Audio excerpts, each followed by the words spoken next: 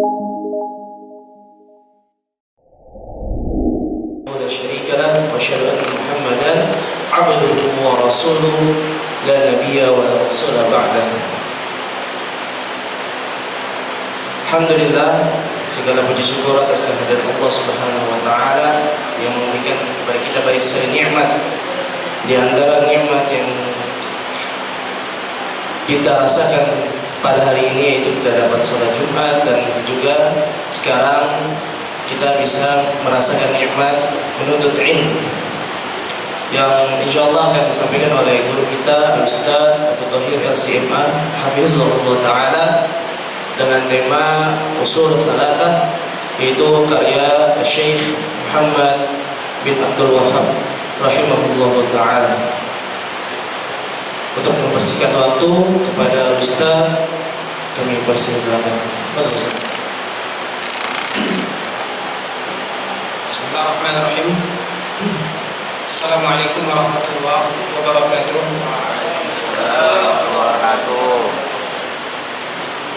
Alhamdulillah, hamdan katsiran thayyiban mubarakan fihi kama yuhibbu rabbuna wa yarda.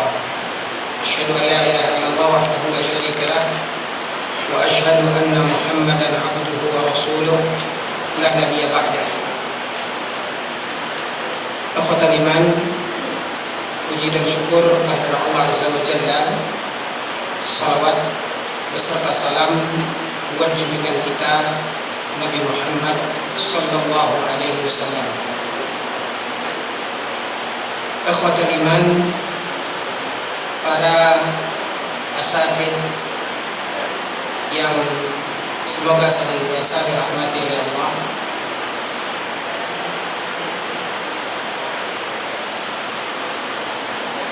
Pembicaraan kita tadi dikatakan terkait tentang usul al-thalatha, ya, karya Syekh Muhammad bin Abdul Wahhab.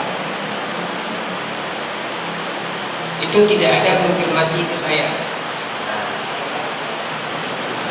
nggak tahu, ya.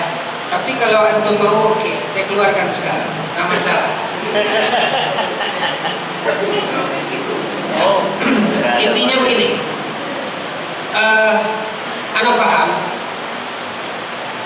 kesibukan antum mengajar, berinteraksi dengan anak-anak di sekolah ini sangat menyita, ya, tenaga, waktu, pikiran.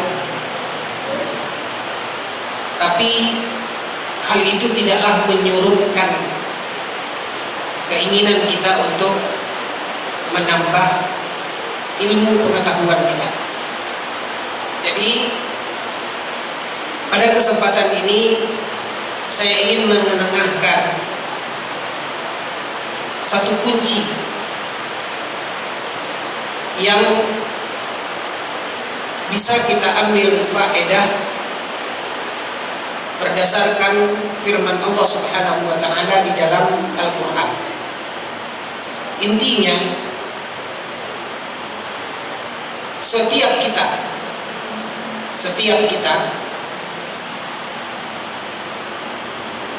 menginginkan diri kita dan juga orang-orang di sekitar kita, orang tua tentu terkait dengan anaknya, seorang kepala rumah tangga, seorang suami tentu juga terkait dengan istrinya, seorang guru di sekolah, hal itu juga pasti terkait dengan anak didiknya. Yang kita maksudkan apa yang diceritakan oleh Allah Azza wa Jalla, keinginan, harapan siapapun yang dikatakan oleh Allah Azza wa Jalla di dalam Al-Quran, Rabbana hab lana min azwajina wa dhurriyyatina qurrata a'yun. Terus waj'alna lil muttaqina imama. Kita ambil penggalan ayat ini. Ya, tidak usah pembahasan yang ribet, berat, panjang, enggak, simpel saja. Artinya, di dalam ayat ini Allah menceritakan doa, harapan, asa seorang mukmin baik pada dirinya, dan itu yang dia minta kepada Allah. Rabbana hab lana, ya, Rabbana hab lana, ya Allah berikan kepada kami, jadikan kami. Lalu siapa lagi? Rabbana hab lana min azwajina. Ini orang yang ada di sekitarnya, orang terdekatnya, pendamping hidupnya. Lalu setelah seorang laki-laki ada pasangan hidupnya, setelah itu ada lagi wa dzurriyyatina, anak keturunan kami. Dia minta kepada Allah untuk dijadikan qurrata a'yun. Anak keluarganya itu sesuatu yang menyenangkan, qurrata a'yun. Lalu kemudian ini yang ingin kita garis bawahi, waj'alna lil muttaqina imama.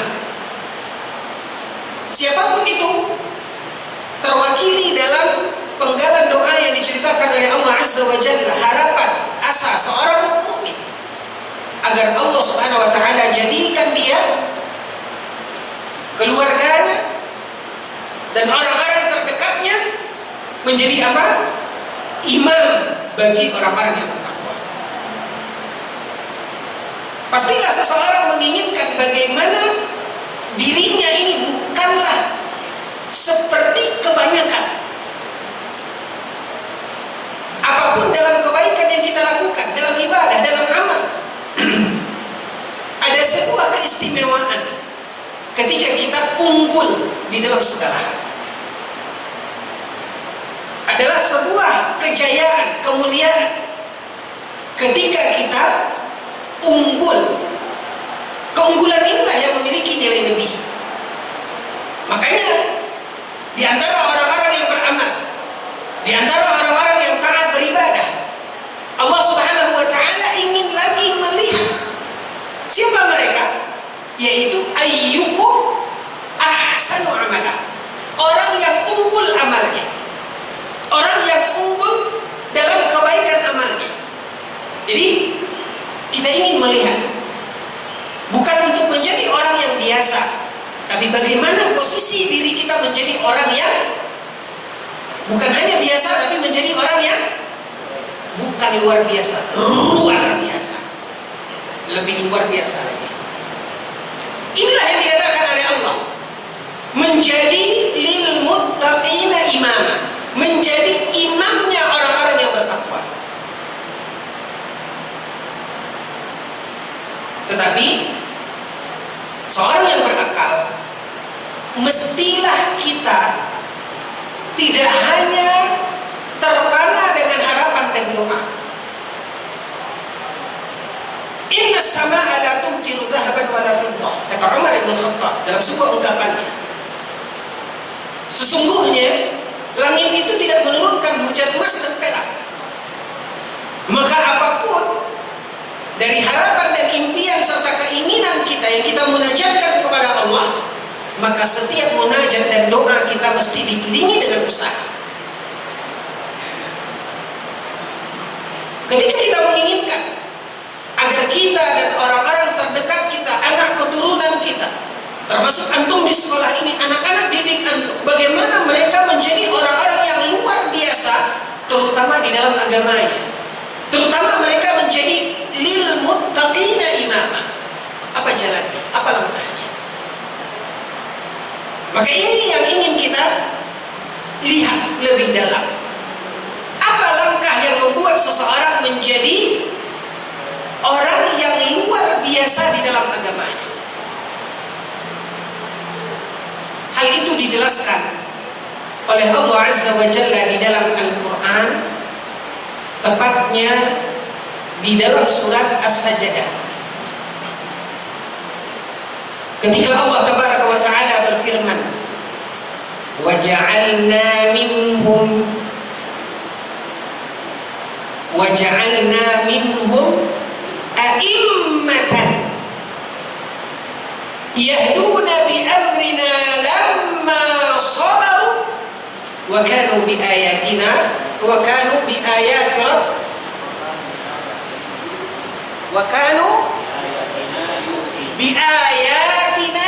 yuqinun. Ayat ini memberikan jawaban. Ayat ini memberikan jalan. Apa yang akan menjadikan seseorang itu menjadi al-imamatu fid din, orang yang terdepan, orang yang luar biasa, orang yang terbaik di dalam agamanya. Makanya dikatakan oleh Allah Azza wa Jalla, wa ja'alna minhum a'immatan. Dan Allah Subhanahu wa taala jadikan sebahagian mereka hanya orang-orang yang Allah berikan hidayah, hanya orang-orang yang Allah berikan taufik, hanya orang-orang yang dipilih oleh Allah Azza wa Jalla. Apa kata Allah? Wa ja'alna minhum. Wa ja'alna minhum. Min di dalam bahasa Arab. Ada yang bisa mengi'rab min ini? Ini min tab'idiyah atau ba'diyah, menunjukkan apa? Sebagian. Hanya sebagian orang yang Allah Subhanahu wa taala pilih. Hanya orang-orang yang Allah Subhanahu wa taala berikan taufik kepada mereka lah orang-orang yang akan bisa menjadi lil muttaqina imama. Ya, menjadi imam dalam orang-orang yang bertakwa. Sebagaimana dikatakan al-imamatu fid din, yaitu menjadi orang yang terdepan, menjadi orang yang terbaik di dalam agamanya. Ini yang dikatakan oleh Allah Azza wa Jalla. Wa ja'alna minhum a'immatan yahduna bi amrina. Apa yang kita harapkan dan apa yang kita inginkan itu adalah anugerah yang Allah Subhanahu wa taala akan berikan berupa taufik dari Allah Azza wa Jalla, yang kemudian dikatakan oleh Allah apa jalannya? Bima sabaru. Bima sabaru. Dan ba di dalam i'rabnya ba ini, kalau min tadi tab'idiyah, menunjukkan sebagian. Bima, bi, ba apa namanya? Ba apa? Sababiyah, yang menunjukkan apa? Sebab. Ya, kalau ini kita i'rabkan Al-Qur'annya. Ya, apa artinya? Ba sababiyah, ba yang berarti kalau kita terjemahkan dengan apa? Maksudnya dengan sebab. Apa sebabnya? Orang-orang tersebut diberi taufik oleh Allah, karena tidak mungkin seseorang mendapatkan al-imamatu fid din, orang yang luar biasa di dalam agamanya, menjadi orang yang hebat, menjadi orang yang mithali, menjadi orang yang sukses tanpa taufik dari Allah Azza wa Jalla. Dan taufik dari Allah Azza wa Jalla itu akan diberikan oleh Allah bila mana mereka memenuhi sebabnya. Apa sebabnya? Apa langkahnya agar seseorang mendapatkan taufik dari Allah Azza wa Jalla untuk menjadi al-a'immah fid din? Makanya dikatakan oleh Allah, wa ja'alna minhum a'immatan yahduna bi amrina lamma sabaru. Ya, bukan ba tadi ya. Lamma sabaru. Ya, saya tadi fokus ke bi, saya kira tadi bima sabaru, tapi apa? Lamma sabaru. Apa yang menyebabkan mereka mendapatkan taufik dari Allah? Ketika mereka sabar. Pertama, sabar. Yang kedua, apa kata Allah Azza wa Jalla? Wa kanu bi ayatina yuqinun. Dan ini menjadi sebab yang kedua, yaitu mereka yakin dengan ayat-ayat kami, kata Allah. Syekhul Islam Ibnu Taimiyah rahimahullah ta'ala mengatakan, ketika menjelaskan dan menguraikan ayat yang mulia ini, Syekhul Islam Ibnu Taimiyah mengatakan, bis-sabri wal yaqini tunalul imamatu fid din. Syekhul Islam Ibnu Taimiyah menguraikan ayat yang mulia ini, beliau mengatakan, dengan sabar, kemudian apa lagi? Wal yaqin, maka seseorang baru dapat meraih al-imamatu, sesuai dengan apa yang dikatakan oleh Allah Tabaraka wa Ta'ala di dalam ayat yang mulia tadi. Maka implementasinya kepada amanah yang menjadi tugas antum, tentu kita punya impian dan harapan bagaimana menggiring anak-anak didik kita bisa mencapai kedudukan dan derajat al-imamatu fid din ini. Maka serikan apa yang menjadi syarat yang dikatakan oleh Allah Tabaraka wa Ta'ala di dalam ayat ini di setiap langkah kita. Dan tentu segala sesuatu ikhwatal iman dikatakan ibda binafsi, dan segala sesuatu tentu kita harus memulai dari diri kita. Dan orang Arab mengatakan faqidu syai' la yuqi. Ketika kita tidak punya, apa yang bisa kita beri? Maka tugas kita ketika kita menyadari amanah, ketika orang tua mengantarkan dan menitipkan dan memberikan amanah kepada antum, seolah-olah lisanul hal mereka mengatakan kepada antum, ustaz, ustazah, jadikan anak saya ini a'immatu fid din. Lisanul hal mereka mengatakan kepada antum, memberikan amanah kepada antum. Maka inilah yang menjadi impian mereka, impian siapapun yang diceritakan oleh Allah Azza wa Jalla ketika mereka berdoa, Rabbana hab lana min azwajina wa dzurriyyatina qurrata a'yun waj'alna lil muttaqina imama. Mereka ingin agar mereka menjadi orang-orang muttaqin yang luar biasa.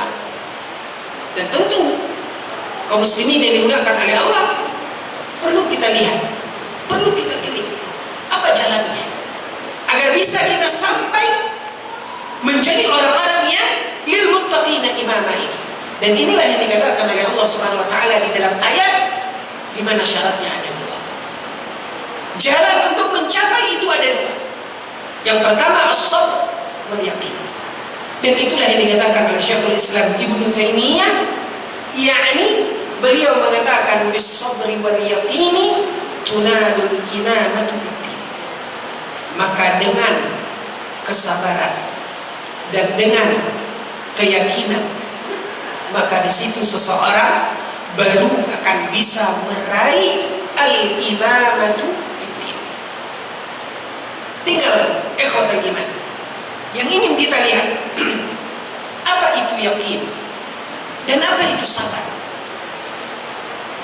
Masih dijelaskan oleh Syekhul Islam Ibnu Taimiyah ketika beliau menjelaskan wal yaqinu quwwatun fil ilmi. Al-yaqin yang dikatakan dengan yakin itu adalah quwwatun fil ilmi mabnahu 'ala dalil sahih. Yang dimaksudkan dengan yakin di situ adalah quwwatul ilm, kematangan ilmu. Quwwatul ilm mabnahu 'ala dalil sahih. Ya. Yang mana ilmu itu pondasinya, dasarnya adalah dalil yang sahih.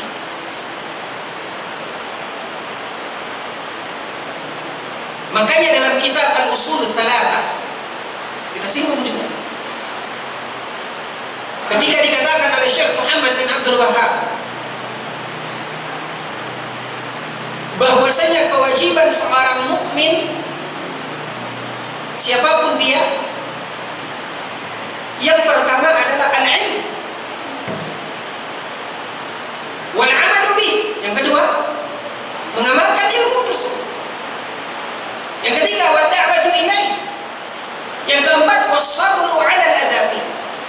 Ini dalam kitab Ushul Tsalatsa. Lalu kemudian diurai, apa itu ilmu? Al-ilmu ma'rifatullah wa ma'rifatu nabiyyi wa ma'rifatu dinil Islam bil adillah. Ya? Apa yang dikatakan dengan ilmu?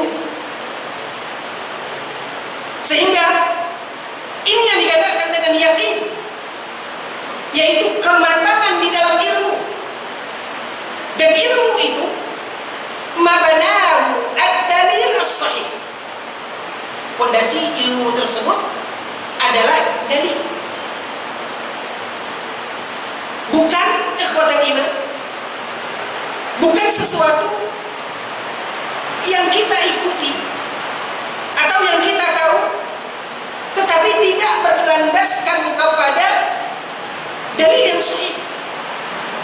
Makanya dikatakan dan diuraikan oleh Syekhul Islam Ibnu Taimiyah ketika beliau menjelaskan bahwasanya yakin itu adalah quwwatun fil ilmi, kematangan, kekuatan di dalam ilmu, ilmunya kuat, sisi ilmunya kuat.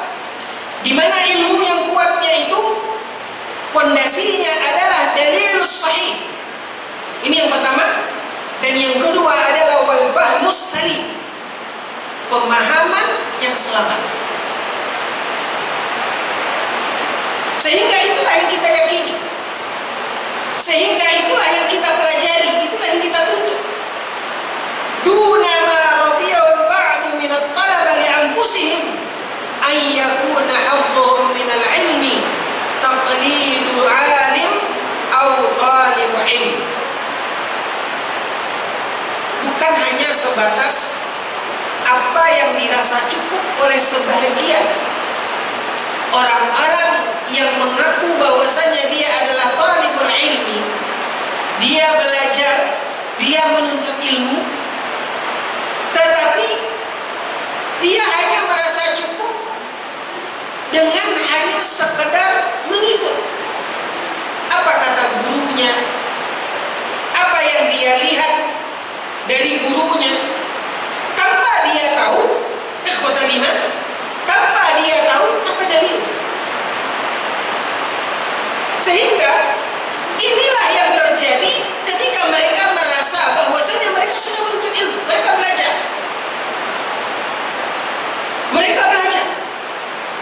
tetapi apa yang mereka pelajari tersebut tidak berdasarkan dan tidak dikembalikan mabnanya, pondasinya, tidak memiliki dasar pertama dari dalil yang sahih. Yang kedua, mereka memahami apa yang mereka pelajari itu tidak dengan pemahaman yang selamat. Pembahasan ini kalau kita uraikan panjang lagi. Di mana ikhwatal iman, dalam sebuah hadis Nabi SAW berkata, kalau kita ingin mencari mana dasar di dalam ilmu dan bagaimana pemahaman yang selamat tersebut,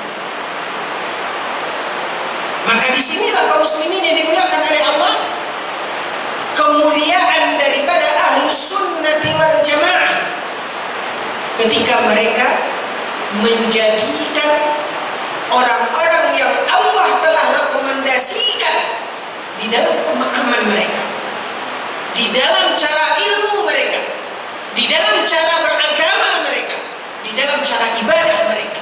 Dan itulah para salafus salih ridwanullahi alaihim ajma'in. yang Allah Subhanahu wa taala ridhoi mereka dan mereka ridho kepada Allah. Sebagaimana Allah Subhanahu wa taala berfirman di dalam Al-Qur'an ketika Allah tabaraka wa taala berfirman, wa may yushaqiqir rasul min ba'di ma tabayyana lahul huda wa yattabi' ghayra sabilil mu'minin. Apa kata Allah? Dan orang-orang yang menyakiti Rasul, wa may yushaqiqir rasul, orang yang membuat tidak nyamannya Rasul, menyakiti Rasul, min ba'di ma tabayyana lahul huda, padahal Allah sudah berikan kepada mereka petunjuk. Mereka ingin belajar, mereka belajar, mereka beramal, mereka berbuat, mereka menjalankan agama mereka, karena mereka termasuk orang-orang yang dikatakan oleh Allah min ba'di ma tabayyana lahul huda. Padahal Allah sudah beri mereka petunjuk. Mereka adalah orang yang melihat ke masjid. Mereka adalah orang-orang yang berada di lingkaran, di lingkungan agama.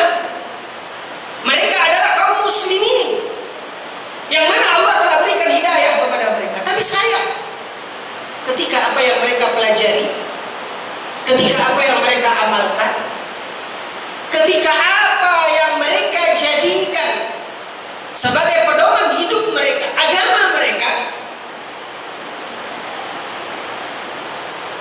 tidak mereka jalankan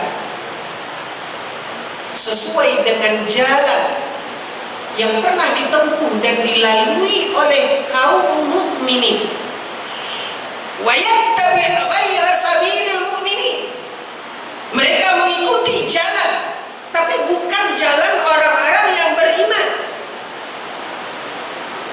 Pahami ikhwatal iman? Allah berbicara tentang mereka. Mereka ini adalah orang yang min ba'di ma tabayyana lahul huda.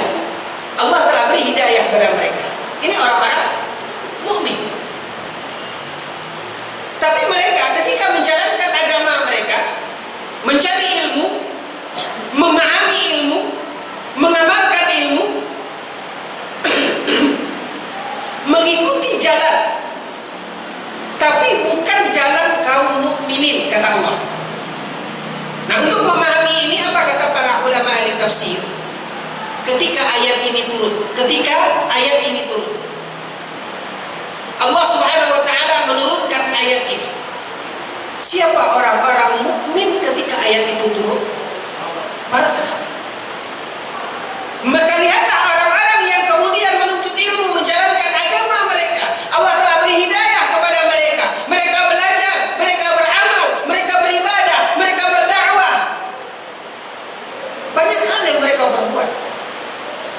Tapi ketika mereka tidak mengikuti jalannya para sahabat, maka disinilah ikhwatul iman akan hilangnya apa yang disebut dan dinamakan dengan yakin ini. Lantaran mereka, walaupun mereka belajar, walaupun mereka beramal, walaupun mereka berdakwah, walaupun mereka berbuat, mereka tidak mempelajari dan memahami apa yang mereka pelajari itu berdasarkan dalil yang sahih, berdasarkan pemahaman yang selamat, yaitu pemahaman para sahabat, alumni madrasah Nabi SAW. Maka disinilah ikhwatul iman, bagaimana kita akan diberikan oleh Allah Azza wa Jalla menjadi orang-orang yang disebut a'immatu fiddin. Bagaimana kita akan mendapatkan harapan dan keinginan yang sering kita munajatkan kepada Allah, Rabbana hab lana min azwajina wa dzurriyyatina qurrata a'yun waj'alna lil muttaqina imama. Maka langkahnya ikhwatul iman, yakin. Apa jalan yang harus kita tempuh sehingga kita tahu mana yang harus kita pelajari, mana yang mesti kita amalkan, bagaimana kita memahaminya. Inilah yang disebut dan dinamakan dengan yakin sebagai syarat utama. Seperti yang dikatakan oleh Syekhul Islam Ibnu Taimiyah.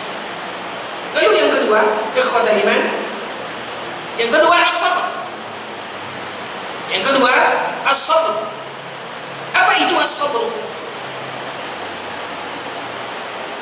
Setelah kita mengetahui dan yakin kita mana jalan yang akan kita tempuh dan mana pemahaman yang selamat, yang dengan itu kita akan mempelajarinya, maka datanglah syarat yang kedua, as-sabr. Apa itu as-sabr? As-sabru jaldun ala talabil ilmi ma'al amali bih, yaitu bersungguh-sungguh, tidak setengah hati, tapi adalah al-jald, kesungguhan, bersungguh-sungguh, sebagaimana menjadi sifat orang-orang yang Allah tabaraka wa ta'ala berikan kepada mereka hidayah dan petunjuk. Apa kata Allah? Man jahada fina lanahdiyannahum subulana. Orang yang bersungguh-sungguh di jalan kami, kata Allah, maka Allah akan berikan hidayah kepadanya. Maka perlu kesungguhan, yaitu al-jaddu fi talabil ilm, dalam menuntut ilmu ini. Kemudian ikhwatal iman, tidak kalah penting dari menuntut ilmu itu adalah al-amalu bih, yaitu mengamalkannya. Karena ini menjadi kewajiban bagi kita. Lalu kemudian dikatakan juga jardu ala talabil ilmi ma'al amali bihi wa syughli li sa'atil laili wan nahari fi dzalika, dan menyibukkan, mengisi waktu kita dengan hal-hal tersebut, dengan ilmu tersebut, fil laili wan nahar, di sepanjang waktu kita. Maka dengan itulah ikhwatul iman, poin yang dikatakan oleh Allah Azza wa Jalla, wa ja'alna minhum a'immatan yahduna bi amrina lamma sabaru wa kanu bi ayatina yuqinun.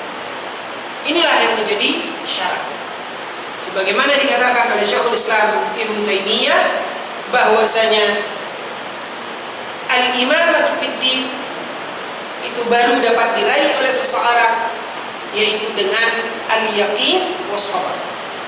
Apa yakin itu? Ini nih, keyakinan kita pada apa yang akan kita pelajari, yaitu ilmu yang berlandaskan kepada dalil yang sahih, dan bagaimana memahami ilmu itu sesuai dengan pemahaman yang selamat. Dan kita yakin, tahu bahwasanya Allah Subhanahu wa taala telah menunjukkan mana pemahaman yang selamat di dalam ilmu itu, yang Allah Subhanahu wa taala berikan kepada umat terbaik, yaitu para sahabat. Makanya ketika ada orang yang mengikuti selain dari jalannya para sahabat ini, apa kata Allah dalam ayat yang tadi kita bacakan, wa may yushaqiqir rasul min ba'di ma tabayyana lahul huda wa yattabi' ghayra sabilil mu'minin. Mereka mengikuti jalan tapi bukan jalannya para sahabat. Apa konsekuensinya? Kata Allah, nuwallihi ma tawalla wa nuslihi jahannam wa sa'at masira. Maka Allah Subhanahu wa taala akan biarkan mereka, Allah lepaskan mereka hanyut, sehingga mereka akan semakin jauh dari posisi kebenaran yang seharusnya mereka tempuh. Kata Allah, nuwallihi ma tawalla wa nuslihi jahannam. Bagaimana mereka akan menjadi lil muttaqina imama. Kalau Allah Subhanahu wa taala mengatakan Allah akan campakkan mereka ke dalam neraka jahannam, wasa'at masir. Apa yang menyebabkan mereka dihukum oleh Allah Azza wa Jalla dengan Allah katakan manusli jahannam, yaitu ketika mereka tidak mengikuti pemahaman di dalam agama mereka sesuai dengan bagaimana para sahabat memahami agama mereka. Nah, disinilah ikhwatal iman, A'azzani Allah wa iyyakum, dengan bahasa yang mungkin bisa kita terjemahkan. Kenali mana jalan kebenaran. Ini yang pertama.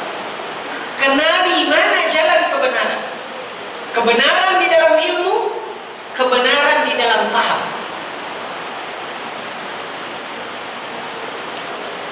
Jangan sampai kita salah di dalam memilih jalan. Inilah yang dinamakan dengan yakin. Lalu setelah itu perlunya as-sabru. Apa itu as-sabru? Al-jaldu fi talabil ilm. Sungguh-sungguh di dalam, sudah kenal kita jalan, sudah tahu kita ini jalannya, lalui.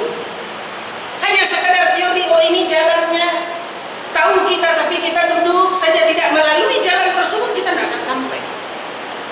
Makanya perlu al-jald fi talabil ilm wal amal bih. Bersungguh-sungguh dan belajar, beramal adalah seperti dua sisi uang logam yang tidak terpisahkan. Tidak ada manfaat daripada ilmu tanpa amal, dan tidak ada manfaat amal jika tidak dilandasi dengan ilmu. Maka inilah yang dinamakan dan disebut dengan as-sabr. Tanpa ini ikhwatal iman, maka isapan jempol. Kalau kita hanya punya angan-angan ingin menjadi imaman lil muttaqin, menjadi imaman lil muttaqin, maka seperti saya katakan tadi, dan kita ingatkan kembali, antum diberikan amanah. Lisanul hal, bayang bagaimana antusias orang-orang tua mengantarkan anaknya kepada antum. Kendati pun lisan mereka tidak berbicara, tapi hal mereka berkata. Seolah-olah mereka mengatakan, jadikan bahwa anak-anak kami ini menjadi imaman lil muttaqin, karena itu harapan mereka.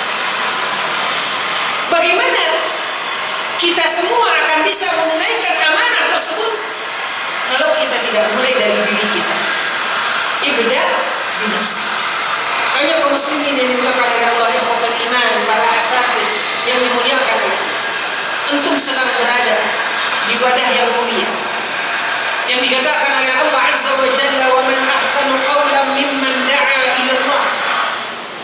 Yang Allah sendiri mengatakan tidak ada orang yang lebih baik dari orang-orang yang mampu menjadikan orang menjadi baik.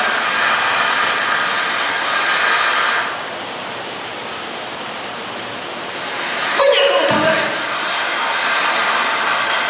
Maka inilah amanah yang diberikan kepada kita. Bagaimana kita bersama-sama berbimbingan tangan menunaikan amanah tersebut, mewujudkan harapan dan impian dari orang-orang tua dan siapapun kaum mukminin, sehingga bagaimana kita berupaya menjadikan asa mereka menjadi nyata. Dan itu tidak akan mungkin kalau kita tidak menempuh jalan tersebut. Maka kesimpulan dari pembahasan kita ini, pertama, tidak ada jalan yang akan menjadikan kita, apalagi akan memberikan kepada orang lain, karena orang-orang mengatakan faqidu syai' la yu'ti. Apa yang akan kita beri kalau kita tidak punya? Maka ibda binafsi, mulai dulu dengan diri kita. Maka tidak akan mungkin kita menjadi orang yang imaman lil muttaqin, menjadi orang yang unggul di dalam agamanya, kalau dia tidak punya syarat yang Allah Subhanahu wa taala berikan. Apa syaratnya? Al-yaqin was-sabr. Yakini apa yang menjadi kebenaran yang harus kita pelajari. Bagaimana jalan di dalam memahami ilmu tersebut. Kembali kepada dalil Al-Quran dan hadis. Bagaimana memahami Al-Quran dan hadis tersebut? Ada langkah-langkah. Sebagaimana diuraikan oleh para ulama. Dan lihatlah bagaimana para salafus saleh, para sahabat ridwanullahi alaihim ajma'in di dalam memahami Al-Quran dan hadis tersebut. Dalam memahami Al-Quran dan hadis yang menjadi dalil. Nah, setelah kita tahu inilah jalan, inilah kebenarannya, tidak bisa kita mencapai ujung daripada jalan yang sudah kita yakini tersebut kalau kita tidak berjuang, kalau kita tidak berbuat. Makanya ada syarat yang kedua adalah as-sabru, yaitu al-jaldu fi talabil ilmi wal amal bih. Menuntut ilmu dan mengamalkan. Karena seperti kita katakan bahwasanya menuntut ilmu dan beramal adalah diumpamakan seperti dua sisi kolom yang tidak bisa dipisahkan. Sia-sia ilmu kalau tidak diamalkan, dan akan percuma amal bila tidak dilandasi dengan ilmu. Ini juga terdapat ikhwatal iman di dalam intisari daripada pembahasan kitab Al-Usul Al-Thalathah. Saya rasa cukup ini sebagai langkah sehingga kita punya gambaran tentang apa yang menjadi harapan dan keinginan kita itu dan bagaimana mewujudkannya. Sebagaimana dikatakan oleh Allah Azza wa Jalla di dalam ayat yang mulia, wa ja'alna minhum a'immatan yahduna bi amrina lamma sabaru wa kanu bi ayatina yuqinun. Cukup saya rasa 2 poin.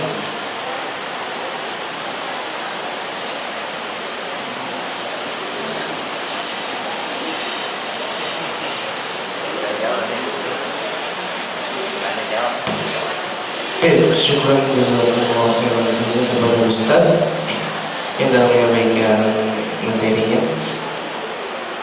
Tim bagi Bapak Ibu yang ingin bertanya, kami persilakan.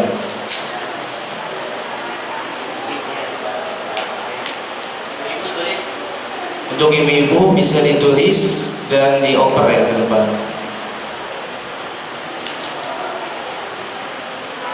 Dari bapak-bapak yang ingin ditanyakan, Pak Rafi. Jangan, saya tidak terima pertanyaan. Kita diskusi aja. Baik. Kita cerita ringan saja. Ya. Gini.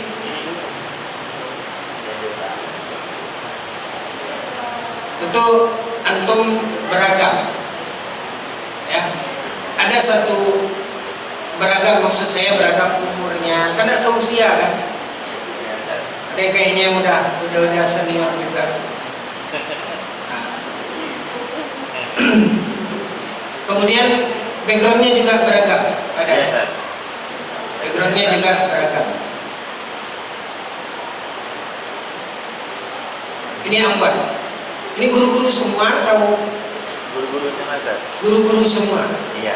Background ilmu pendidikan semua. Ada yang pendidikan, ada yang dari dunia, ada yang kampus umum. Ya, bukan.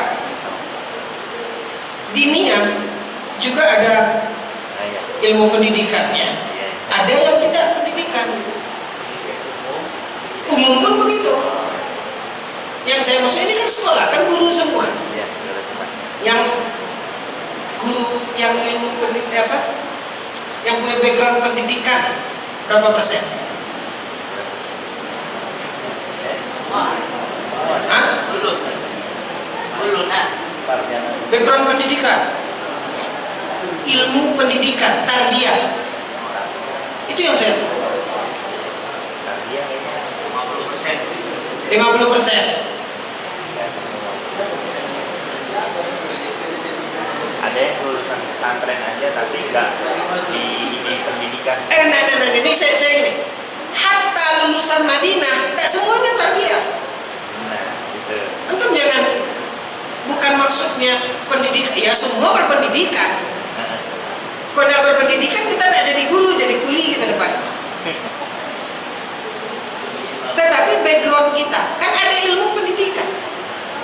Ya, kalau dulu tuh yang di Universitas UNJ itu dulu apa namanya? IKIP. Ikip. Jebolan itu kan jadi guru. Iya. Itu dia ilmu pendidikan. Tapi sekarang kan sudah dari institut kan, Iya. Institut Keguruan dan Ilmu Pendidikan. Sekarang jadi universitas. Ya. Nah, makanya fakultasnya ada yang ilmu pendidikan juga. FKIP kan, Iya. Fakultas FKIP apa ya? Apa? Ilmu keguruan ya. Ya mungkin, pokoknya itulah. Iya. Ya. Madinah ada 5 fakultas. Universitas Islam Madinah. Itu ada fakultas dakwah wa usuluddin. Ini yang tarbiyah. Ini yang ilmu pendidikan. Fakultas yang lain syariah, hadis, Al-Quran, bahasa Arab itu bukan keguruan. Ada teknik juga, Ustaz. Hah? Di Madinah juga ada teknik ya, Ustaz. Ada apa? Ada fakultas teknik. Yes. Baru-baru ini. Oh, baru. Saya bicara 22 tahun yang lalu. Ya. Kalau sekarang udah banyak. Nah, ikhwatul iman, maksud saya begini. Bagaimanapun ini adalah sesuatu yang selain daripada hal pokok tadi dalam pemahaman agama kita, maka perlunya juga untuk mengasah, mengupgrade ilmu, khususnya hal-hal yang terkait dengan apa? Dengan apa yang kita butuhkan. Karena kalau background kita adalah ilmu keguruan atau ilmu pendidikan, ya, keguruan dan ilmu pendidikan, di situ ada bidang-bidang ilmu yang lain, ya, yang tidak dipelajari dari fakultas yang lain. Ya, saya berbicara 20 tahun yang lalu di Universitas Islam Madinah. Untuk fakultas dakwah dan usuluddin itu di situ ada mata kuliah yang namanya turukut tadris. Turukut tadris. Metode mengajar. Kenapa? Karena mereka memang disiapkan untuk menjadi guru. Ada namanya i'dadud dars. Ada namanya bagaimana kita melakukan persiapan bahan mengajar. Ada lagi nama mata kuliahnya wasailut ta'lim.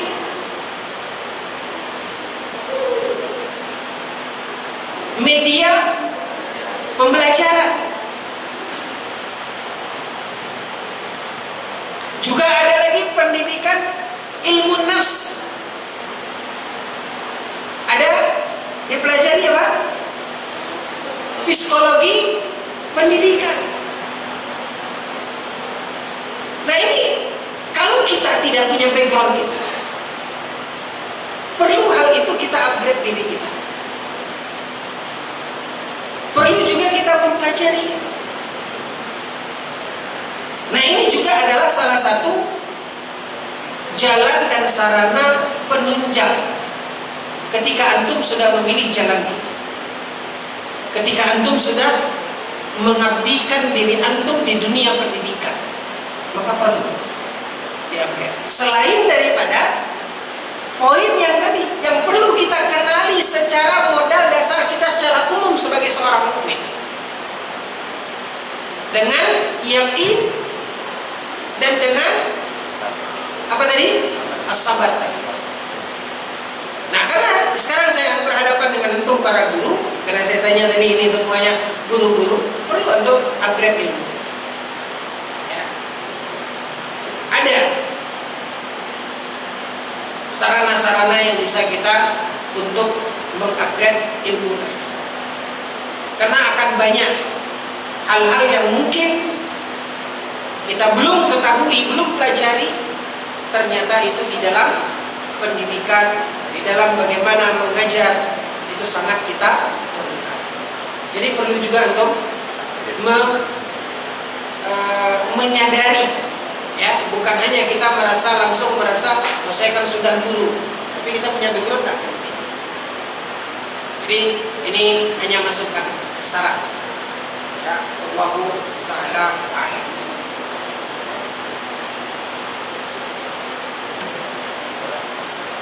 Dah.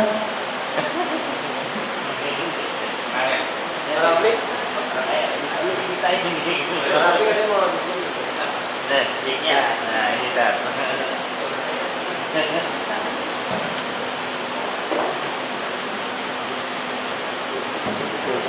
Bismillah, Assalamualaikum warahmatullahi wabarakatuh. Alhamdulillah, sebelumnya terima kasih Ustaz atas ilmu yang disampaikan. Semoga Allah berkahi Ustaz dan keluarga serta kaum muslimin semuanya. Izin bertanya Ustaz, tadi disampaikan bahwa ketika kita menginginkan anak-anak menjadi generasi yang lil muttaqina imama atau al-imamatu fiddin, maka kita sebagai guru wajib memulai dari diri sendiri agar apa yang disampaikan itu terlaksana dengan baik. Namun yang ingin saya tanyakan,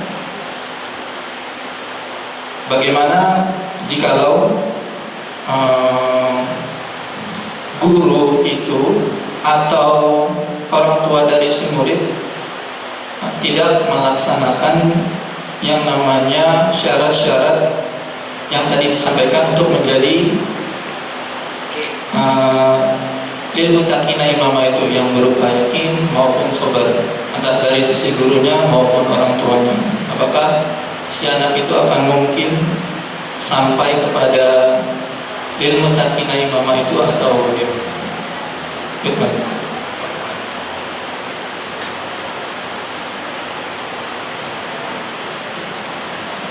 Kita lihat dalam sejarah kehidupan para nabi.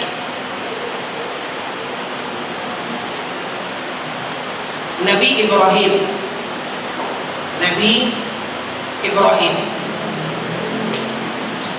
beliau diberi gelar Khalilur Rahman, termasuk salah satu dari nabi yang paling mulia dari kalangan ulul azmi,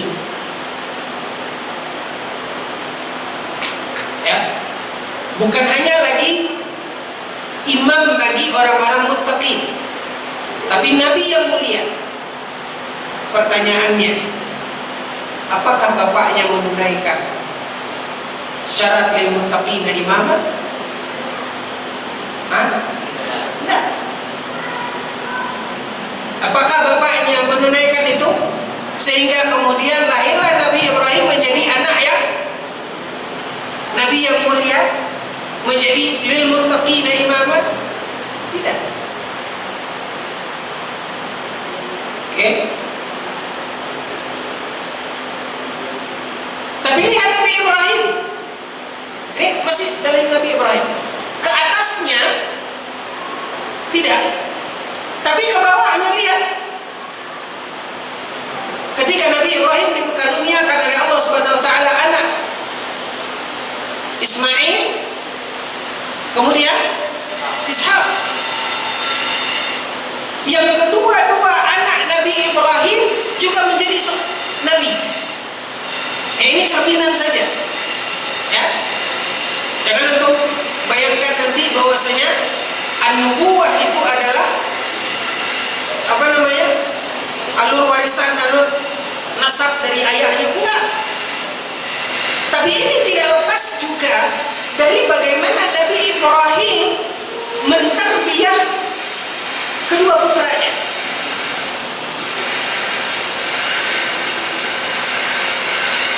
Nah, ini memberikan pelajaran kepada kita. Pertama, tidak mesti jika seorang dia bisa tumbuh menjadi imam lil muttaqin, artinya orang tua dan gurunya adalah imam lil muttaqin. Tidak. Sebagaimana tidak mesti ketika seorang sudah menjadi imam lil muttaqin, dia pasti anaknya menjadi imam lil muttaqin, juga tidak. Nabi Nuh.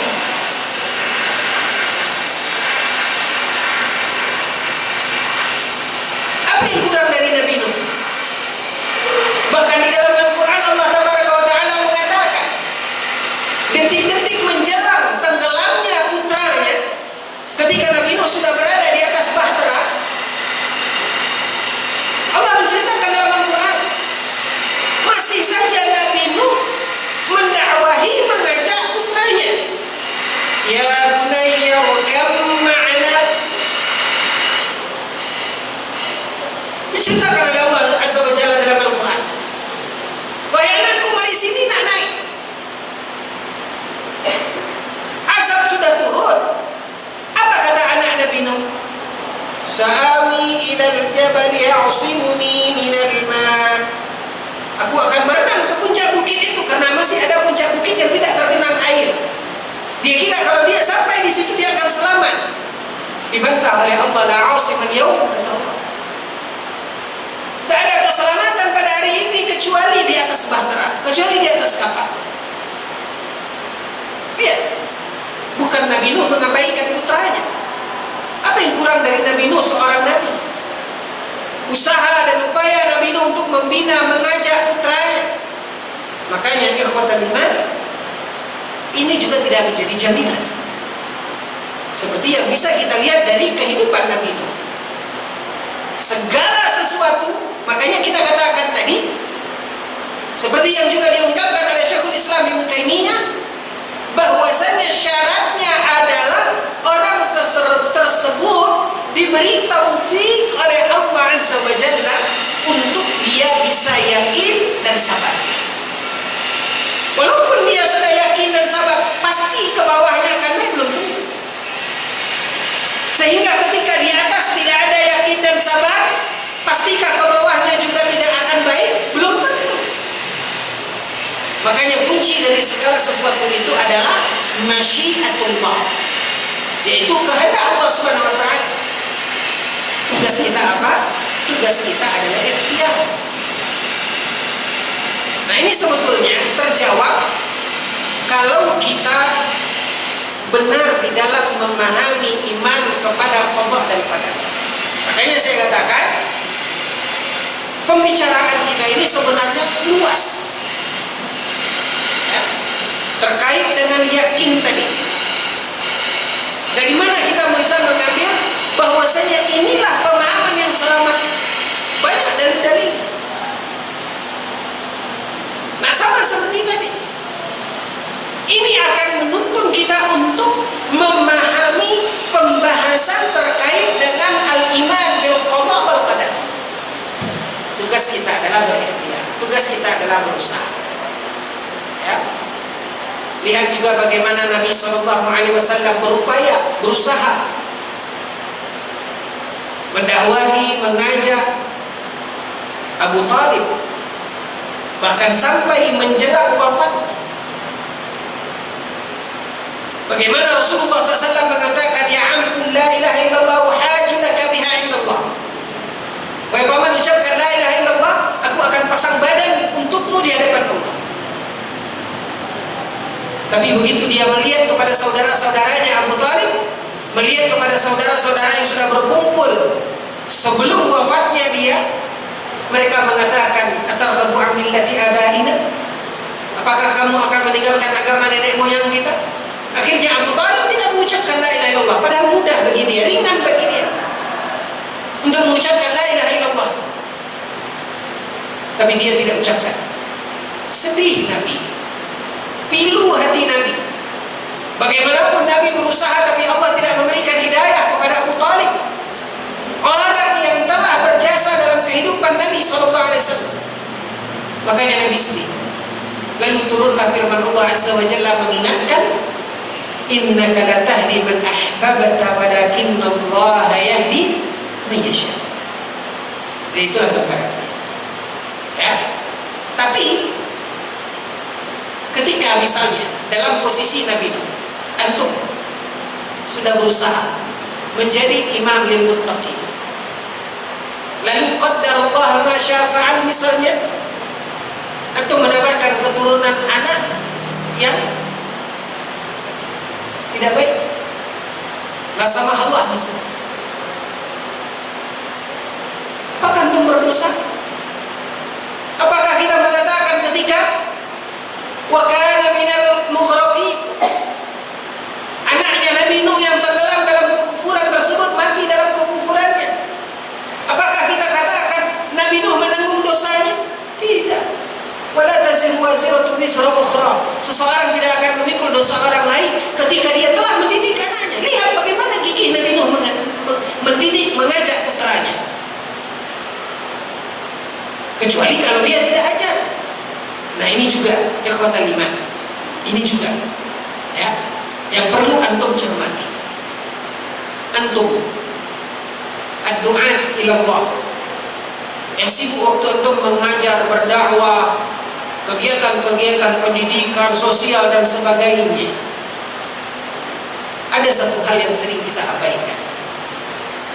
Kadangkala kita lupa dengan kewajiban utama kita. Inilah kita manusia. Tidak jarang seorang ustaz punya kajian di mana-mana, kesana kemari, warawiri dakwah, tapi dia tidak punya waktu untuk mendidik anaknya. Bahkan kalau untuk baca kisah nasihat seorang ulama, lihat bagaimana kadangkala kita mencari jalan ke surga kemana-mana, kita lupakan jalan surga di depan rumah kita, bahkan di dalam rumah kita sendiri. Kisah seperti yang dilakukan oleh seorang yang dermawan, seorang kaya, kemana dia berinfak, bangun masjid, bangun panti asuhan, bangun sekolah du'afa dan sebagainya, tapi dia tidak pernah memberikan kebaikan hadiah yang membuat orang tuanya tersenyum. Ibunya yang sudah renta, yang sering dia abaikan, dia tinggalkan, sementara ibunya rindu dan berharap dia datang. Lihat, begitu sering kita mencari jalan yang jauh, jalan ke surga di luar, tapi kita lupa jalan surga yang ada di rumah kita. Ini perlu untuk selalu kita ingatkan. Nah, kecuali kalau seperti ini, kita abaikan kewajiban kita mendidik mereka, akhirnya mereka menjadi itu, berdosakah kita? Berdosa.